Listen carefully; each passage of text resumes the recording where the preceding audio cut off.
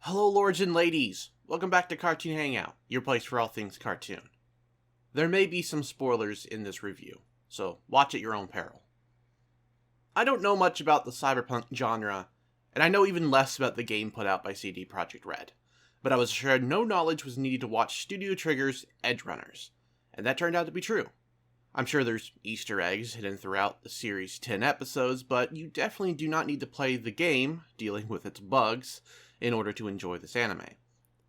The show follows David, who, after experiencing a devastating loss, decides to join up with a cyberpunk crew after meeting the beautiful netrunner Lucy. He's a tough kid who throws himself into learning the ropes, befriending the people in his crew as he goes, even striking up a romance with the initially cold Lucy. In a way, the crew becomes his new family. Now, I wasn't sure if I would be into this show, but the plot really pulled me in and I got incredibly invested. By episode 2, I was in love with the show's characterizations and how the characters felt so real and relatable. Episode 2, where David and Lucy spend time on the moon, stands out as a really great moment that lets you peek behind the walls Lucy initially has up. It's such a sweet moment, coming from a show set in the same world as Cyberpunk 2077, which doesn't ever really reach this height. And the music near the end was so perfect.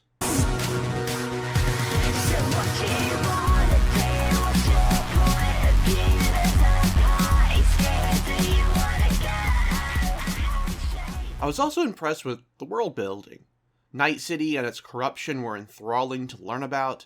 Stuff like the trauma team passing over injured people if they weren't clients was chilling to watch.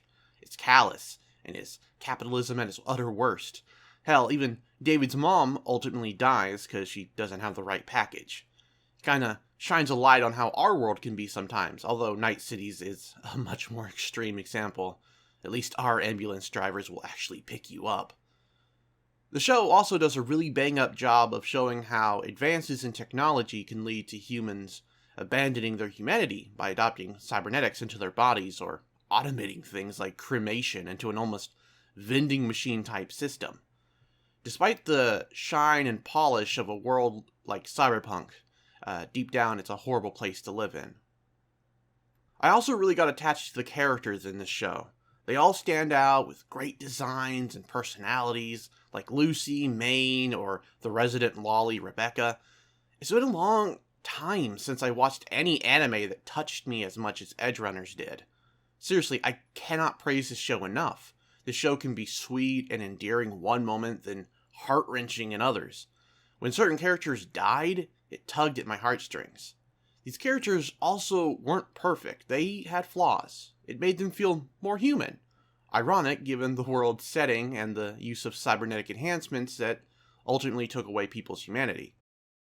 Also, before I watched the show, I saw a lot of praise on Twitter for characters like Lucy, and I can honestly see why. While David is the main protagonist of the series, she's an amazing character in her own right.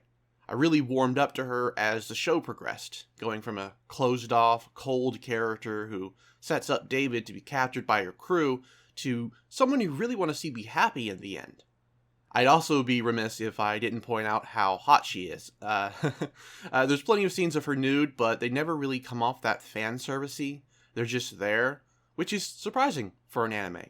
Although there certainly are some more typical fan service scenes in Edgerunners. Rebecca herself, while somewhat sticking out in the cyberpunk setting, is also a really fun character.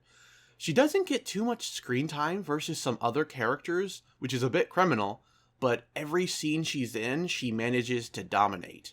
Which makes it all the more surprising that CD Projekt Red tried to vote her out of the show. It was that CD Projekt Red first got the character design for Rebecca, and they were like, she's a loli. Lolis don't exist in Night City. It doesn't fit the Cyberpunk 2077 aesthetic. But Trigger was like, no, the loli must stay. Because apparently there aren't petite women in Night City or something.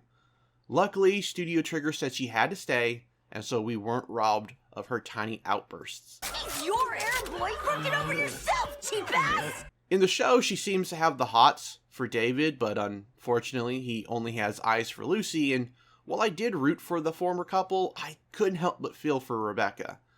I don't think we got to know her well enough. all the more unfortunate given how the show ends.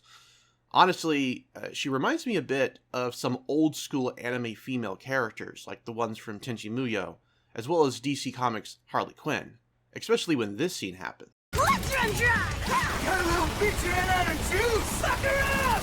And now here comes the big guns!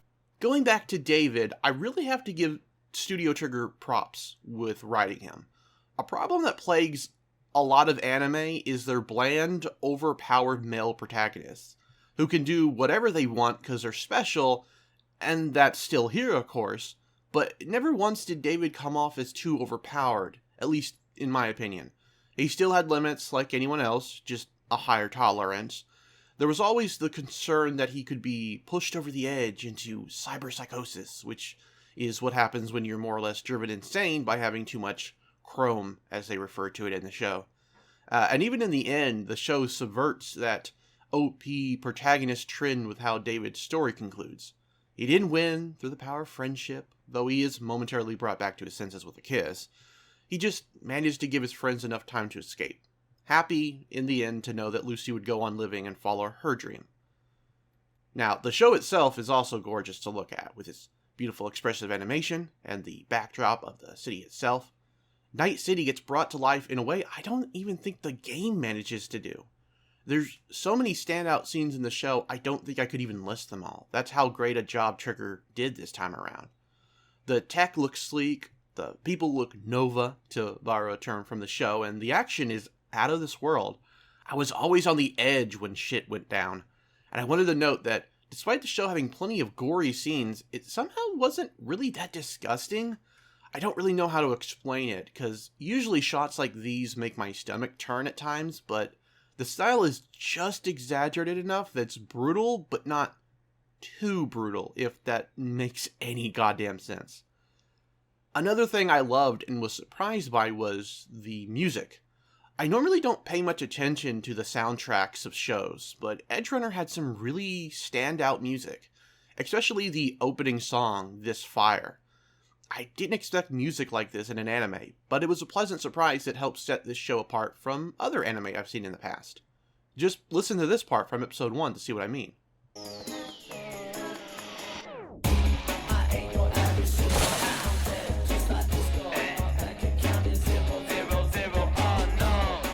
There's so much to unpack with Edgerunners. It's packed full of great scenes and writing, so much so I could never even talk about it all in one video.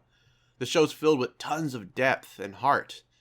Even the ending, which I'll talk a bit about ahead, is hauntingly beautiful in a somber kind of way. If I had any complaint about Edgerunners, it was that some of the characters, besides Lucy and David, weren't really given enough time to be explored. For example, we see this one bit with Maine, alluding to his past, I presume, but we don't learn much more. But even he gets more exploration than, say, characters like Kiwi or Pilar. There's even hints towards the end of the show about Kiwi having some history with one of the bad guys, but it's never revealed. Obviously, with only 10 episodes, you're not going to be able to dive too deep with a large cast of characters, but even a little bit would have been nice. And the only other issue I had certainly does not count against the show, as it's not as if it was done poorly or executed terribly, but I really hated the ending. If you want, please skip ahead to avoid some more spoilers.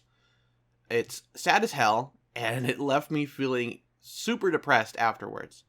From the start, I so wanted David to have a happy ending to his story, but as the show went on, I kept getting the feeling that Edgerunners was not going to be that type of show.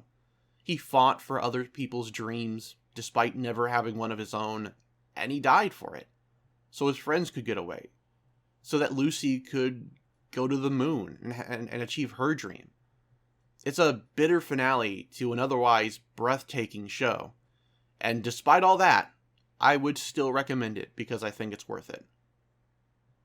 And that's all I have to say on Cyberpunk Edgerunners. This was a really great show to watch. It was very challenging to write this review because I have yet to do a full season review of anything before. I've normally stuck to doing episodic reviews, if you've watched any of my videos in the past. So it was very difficult to somehow try to like compile everything that I've seen in these 10 episodes into one video, and I'm very open to any criticisms about this video. This is the first instance I've done of a big review like this, so, you know, I'm willing to learn.